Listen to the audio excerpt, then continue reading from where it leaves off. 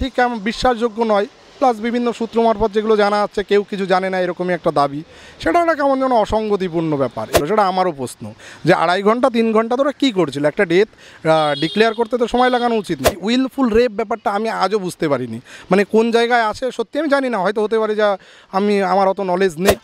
DC central madam যিনি ছিলেন তিনি বলছেন যে ওই ক্রাইম সিনে ওর মা বাবা আত্মীয় স্বজন বন্ধু বান্ধব এরকম ছিল, মানে এটা তো সবথেকে হাস্যকর। সেমিনার রুমটা হচ্ছে 51 ফুট লম্বা, তো তার ভিতরে ওনারা 40 ফুট কর্ডন অফ করেছে আর 11 ফুট কর্ডন অফ করেনি। তো নিয়ম অনুসারে কি বলে যে পুরো ঘরটাই কর্ডন অফ করা উচিত ছিল, ইভেন করিডোরটাও কর্ডন অফ করলে আমার মনে হয় ভালো ছিল। আমি জানি না আইনজীবী সন্দীপ ঘোষের আইনজীবীর কী কাজ ছিল ওখানে, এখন নতুন তদন্ত হতেই পারে যে তারা হচ্ছে এখন আইনজীবীদের ক্রাইম সিনে নিয়ে আসা হয়। কলকাতা পুলিশ যে জিনিসটা একটা ছেলে খেলা করেছে, মানে ক্রাইম সিনটাকে নিয়ে তো ওটা মাছের বাজার করেছে, কিন্তু আরজি করে যে থ্রেট কালচার চলছিল এটা নিয়ে কোনো ডাউট নেই, এবং তার মেন মাথায় হচ্ছে এই আমাদের সন্দীপ ঘোষ ছিলেন, এবং আমিও থ্রেটের শিকার হয়েছি। 2 দিন কেন 2 সপ্তাহ ধরেও করে না, 6 মাস লাগিয়ে দেয় পিডাব্লিউডি একটা কাজ করতে, আর হঠাৎ করে ক্রাইম সিনটা একদম দিনের দিন ভেঙে দিল। এইরকম একটা ক্রাইম হয়েছে, পিডাব্লিউডি ইঞ্জিনিয়ারকে লেটার করে দিলাম, সাথে সাথে ভেঙে দিলাম। অন্য সময় তো একটা লেটার করলে পিডাব্লিউডি টিকিও খুঁজে পাওয়া যায় না, তাদের ফোন করে করে ফোন অফ, আজ যাচ্ছি কাল যাচ্ছি নাটক শুরু করে দেয়। সন্দীপ ঘোষ তো লয়ের 12টা বাজিয়ে দিয়েছে, আর এই অপদার্থ ইঞ্জিনিয়ারগুলো এরা কি করলো, এদের কি বুদ্ধি নেই মিনিমাম? আগস্ট যখন ঘটনাটি ঘটে তখন তো আপনি হসপিটালেই ছিলেন। দেখুন 9 আগস্ট বেসিক্যালি হচ্ছে আমার যেটা ছিল ডিউটি এমার্জেন্সিতে রাত 8টা থেকে পরের দিন সকাল 8টা পর্যন্ত, সকাল 8টা, তারপরে আমাদের হ্যান্ডওভার চেঞ্জ হয়। ওই টাইম পিরিয়ডে ওই দিনই ছিল আমার এমার্জেন্সি, সম্ভবত 2 থেকে 3 বছর বাদে আমার বেশ কিছু হেলথ ইস্যুর জন্য আমি অন্য ডিপার্টমেন্টে, এখনও অন্য ডিপার্টমেন্টে, কিন্তু ওই দিন অ্যাডিশনাল চার্জে ছিলাম।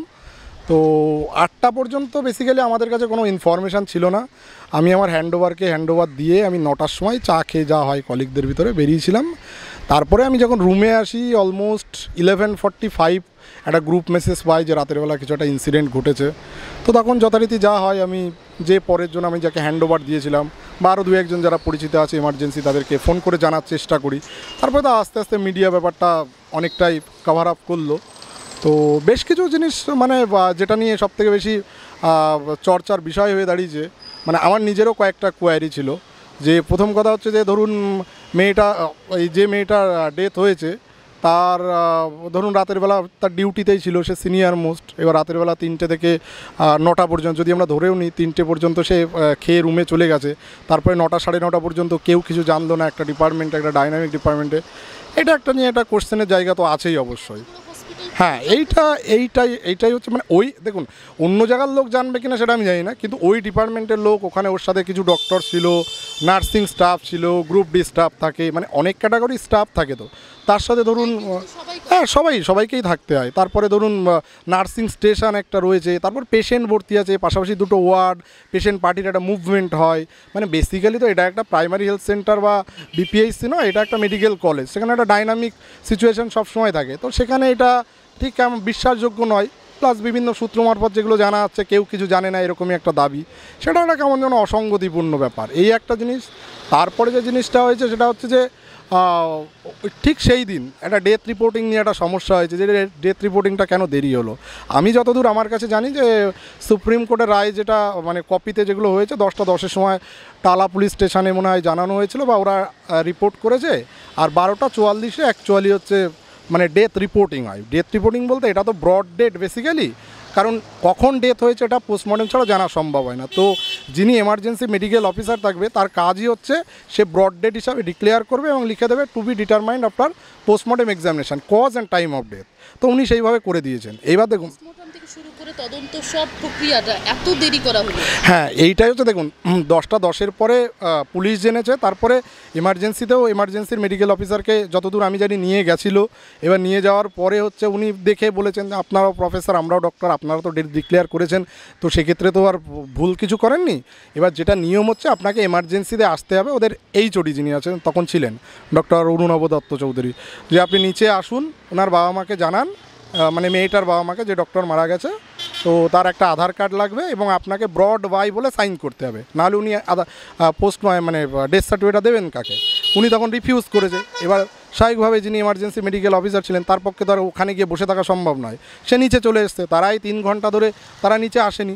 তারপরে টালা পুলিশ সম্ভবত 12:44 গিয়ে টিকিট বের করে, তারপরে ডেট ডিক্লারেশন হয়।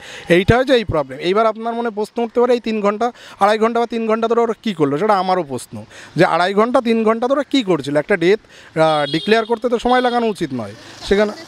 হ্যাঁ, এই আনন্যাচারাল ডেথ তো সুপ্রিম কোর্টও প্রশ্ন তুলেছে, সেটা তো আনন্যাচারাল ডেথ। তারপরে এফআইআর কপিতে বলছে উইলফুল রেপ, মানে যেগুলো নিউজে দেখলাম, এই উইলফুল রেপ ব্যাপারটা আমি আজও বুঝতে পারিনি, মানে কোন জায়গায় আছে সত্যি আমি জানি না, হয়তো হতে পারে যা আমার অত নলেজ নেই, তো সেই ক্ষেত্রে হতেই পারে। এখন নতুন নতুন ডেফিনিশন বা নতুন নতুন বেরোচ্ছে, সেক্ষেত্রে আমাদের তো কলকাতা পুলিশ অনেক কিছুই নতুন বের করেছে। যেমন হচ্ছে ধরুন ওই দিন যেটা পরে যে ফুটেজগুলো ভাইরাল হয়েছে, সেটাই ডিসি সেন্ট্রাল ম্যাডাম যিনি ছিলেন তিনি বলছেন যে ওই ক্রাইম সিনে ওর মা বাবা আত্মীয় স্বজন বন্ধুবান্ধব এরকম ছিল।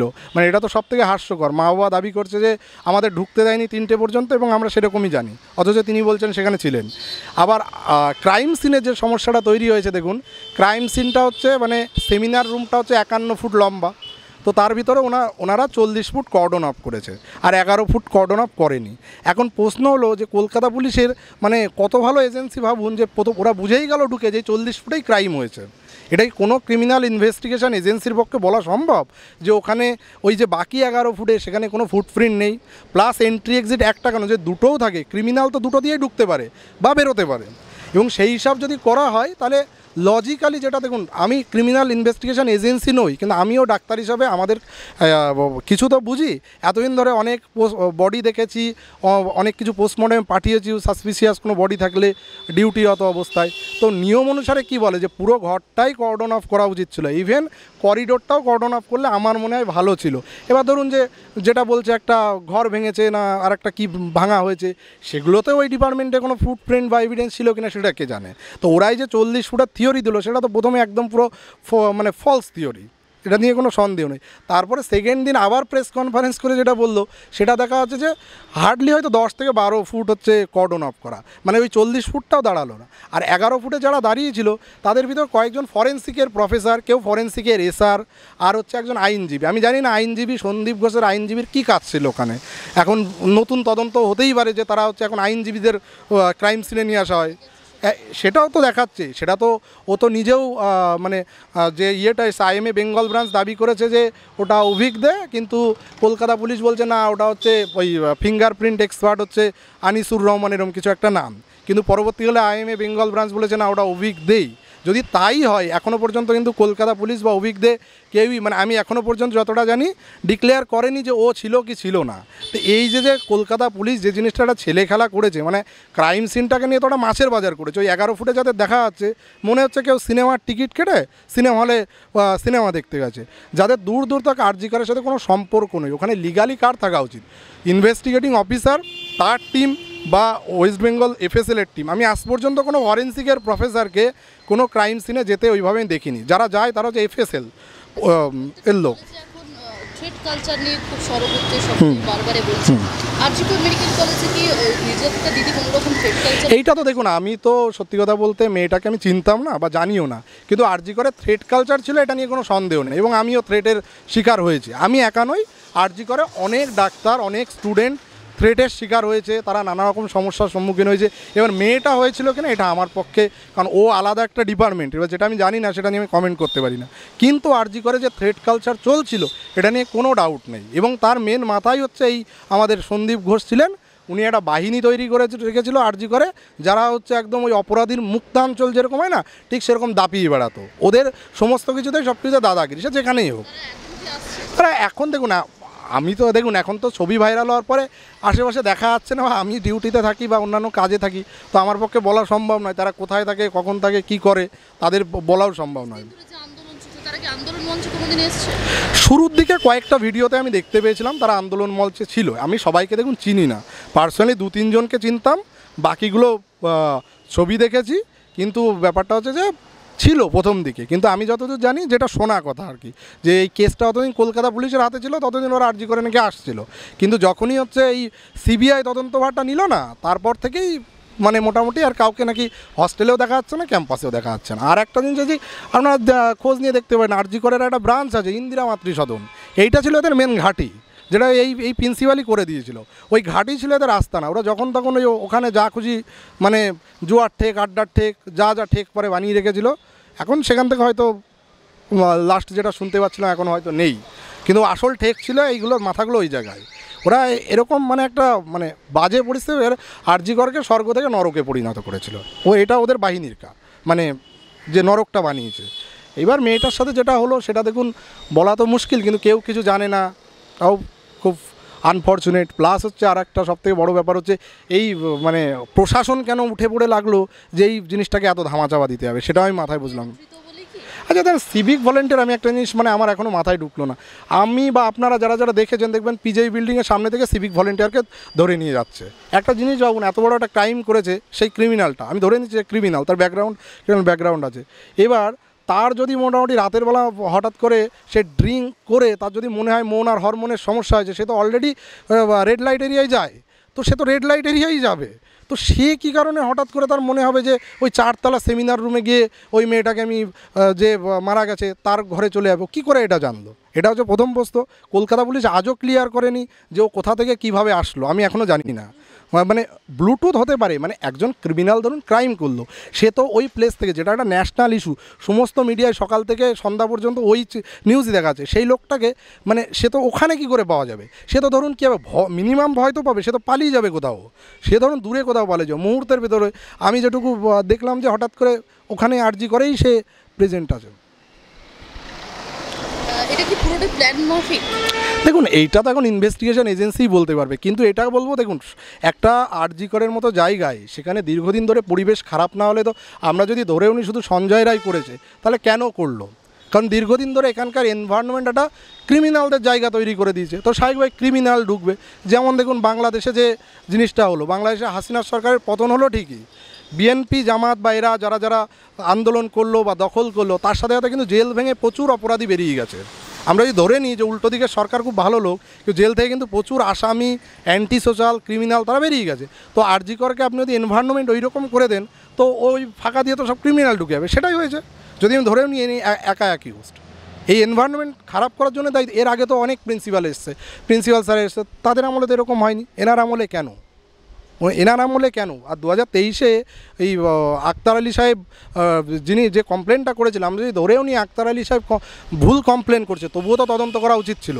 আজকে সিবিআইয়ের অ্যান্টি করাপশন ব্যুরো ধরুন ওনাকে অ্যারেস্ট করলো, যদি 2023-এ কলকাতা পুলিশের অ্যান্টি করাপশন ব্যুরো অ্যারেস্ট করতো, তাহলে হয়তো দেখা যাচ্ছে এই ঘটনা এড়ানোও যেতে পারতো। আচ্ছা, যে সেমিনার হল থেকে শুরু করে যে ঘরগুলো ভাঙা হয়েছিল 12-13 তারিখের মধ্যে ভাঙা চলছিল, প্রচুর পরে ভাঙা বন্ধ করা হয়, সেই সময় সন্দীপ ঘোষ ছিলেন প্রিন্সিপাল সেখানে। তিনি একটা মেল করেছিলেন এবং সেখানে কপি করা হয়েছিল যিনি মানে প্রিন্সিপাল সেক্রেটারি, তিনি পুরো বিষয়টি দেখেছেন, কিন্তু তিনি অনুমতি দিয়েছেন বলে পুরোটা ভাঙা হয়েছে। আমি যেটা দেখলাম যে ওরকম স্বাস্থ্য ভবন তো বলছে না, ওটা কলেজ কর্তৃপক্ষ জানে। এবার এই ব্যাপারটা ওনাদের ভিতরে কি হয়েছে, এবার এই ব্যাপারটা কপি করেছে, কিন্তু ব্যাপারটা হচ্ছে কপি করলে দেখুন আমরা যেটা জানি যে কোনো কিছুর রেনোভেশন করতে গেলে গভর্নমেন্ট প্রোটোকল অনুযায়ী কী হয়, গভর্নমেন্ট প্রোটোকলে সেই রেনোভেশন করার জন্য পিডাব্লিউডির কাছে যাবে, টেন্ডার হবে, অনেকটা টাইম লাগে, কিন্তু একটা লেন্দি প্রসিডিওর। এবার সেই লেন্দি প্রসিডিওরে এখন অ্যাপ্লাই করে রাখলে দেখুন অন্যান্য কাজ পিডাব্লিউডি দিনের দিন মানে দুদিন কেন 2 সপ্তাহ ধরেও করে না, 6 মাস লাগিয়ে দেয় পিডাব্লিউডি একটা কাজ করতে, আর হঠাৎ করে ক্রাইম সিনটা একদম দিনের দিন ভেঙে দিল। মানে এটার মোটিভ কী পিছনে?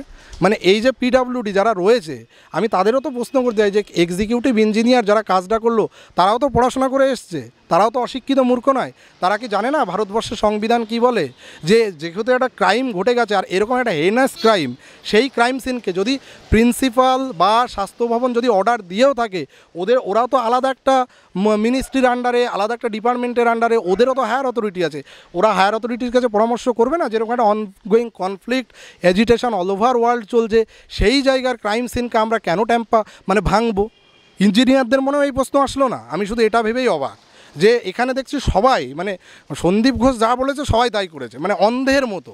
মানে সন্দীপ ঘোষ সবাইকে ফাঁসিয়ে নিয়েছে, নিজেও ফেসেছে, সবাইকে নিয়ে ফেসেছে। এই যে ভয়ের বাতাবরণের কি আছে বলুন তো? এক্সিকিউটিভ ইঞ্জিনিয়ারদের কিসের ভয়?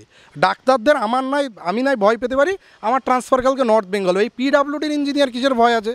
পিডাব্লিউডির ইঞ্জিনিয়ার তো সে তো তাদের পোস্টিং হয় অন্য থ্রু দিয়ে, তারা তো ডাক্তারের আন্ডারে নয়, তাহলে তাদের ভয় কিসের, তারা কী কারণে করতে, সবাই হচ্ছে এদের হচ্ছে সব হচ্ছে এদের সাথে গ্রুপে যুক্ত, নাহলে কী করে সম্ভব একটা ক্রাইম সিন। হ্যাঁ, তাছাড়া কী বলুন, একটা ক্রাইম সিন, এইরকম একটা ক্রাইম হয়েছে, পিডাব্লিউডি ইঞ্জিনিয়ারকে লেটার করে দিলাম, সাথে সাথে ভেঙে দিলাম। অন্য সময় তো একটা লেটার করলে পিডাব্লিউডি টিকিও খুঁজে পাওয়া যায় না, তাদের ফোন করে করে ফোন অফ, আজ যাচ্ছি কাল যাচ্ছি নাটক শুরু করে দেয়। আর হঠাৎ করে একটা ক্রাইম সিন পেলো, লুফে গিয়ে ভেঙে দিল। ওদের এটুকু মনে হলো না সুপ্রিম কোর্ট মনিটর করছে, সুপ্রিম কোর্ট যদি আমাদের ডেকে পাঠায়, মানে লোভের কাছে সব শেষ। যে ইঞ্জিনিয়ার এগুলো করেছে এমন তাকেও জেলে ভরে দেওয়া উচিত সবার আগে। সে কি কোনো কিছু দেশের ল জানে না? সন্দীপ ঘোষ তো লয়ের 12টা বাজিয়ে দিয়েছে, আর এই অপদার্থ ইঞ্জিনিয়ারগুলো এরা কি করলো? এদের কি বুদ্ধি নেই মিনিমাম? যারা যা করছে মানে ভেবে করছে কিছু?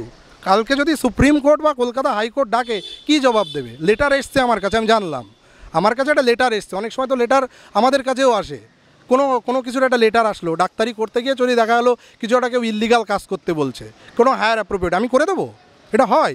আর ওদের তো আলাদা মিনিস্ট্রি, আলাদা ডিপার্টমেন্ট, তারাই দেখছি কমিটিতে। আমি জানি না, নিউজে কিছুক্ষণ আগে আমি যেটা দেখলাম যে নিউজে একজন কি বিমল পাল না সামথিং কি একটা নাম, আমি জানিও না, মানে এরকম একটা নাম এসছে, সে কি করে ওই কমিটির মাথা হয়?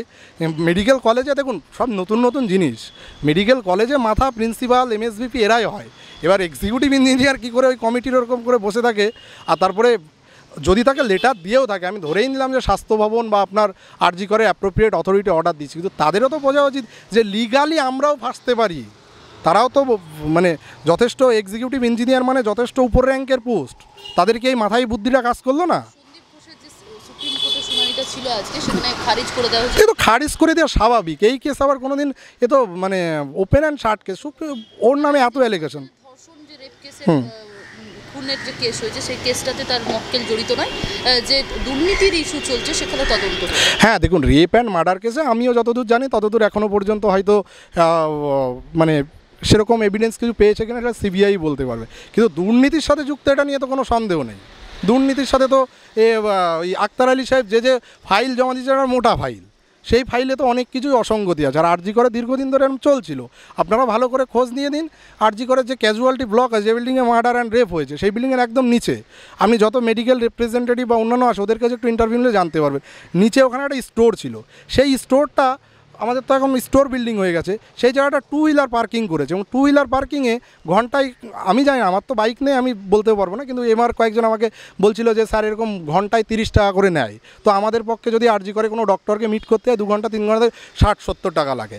এবার আমাদের বেশ কয়েকজন ডাক্তারবাবু এসেছে, বাড়ি থেকে ধরুন দেখা যাচ্ছে যে বাইক নিয়ে এসছে, ওরা ওদের ওই সিকিউরিটি অ্যাডিশনাল সিকিউরিটি পুলিশকে বলা আছে সে হাওয়াটা খুলে দেয়, যাতে পরের দিন বাইকটা নিয়ে গিয়ে ওর ভিতর ঢোকায়। এবার এইটা মানে কোনো দিন কোনো মেডিকেল কলেজে দেখিনি যে একটা প্রাইভেট পার্কিং লট আছে, ইভেন এরা বলছে স্লিপও নাকি দেয় না পার্কিং। তা এবার একটা আনঅফিসিয়াল সোর্স মারফত বলছিল 3 থেকে 4 লাখ টাকা নাকি ওখানে ওঠে। এই টাকাটা কোথায় যায়?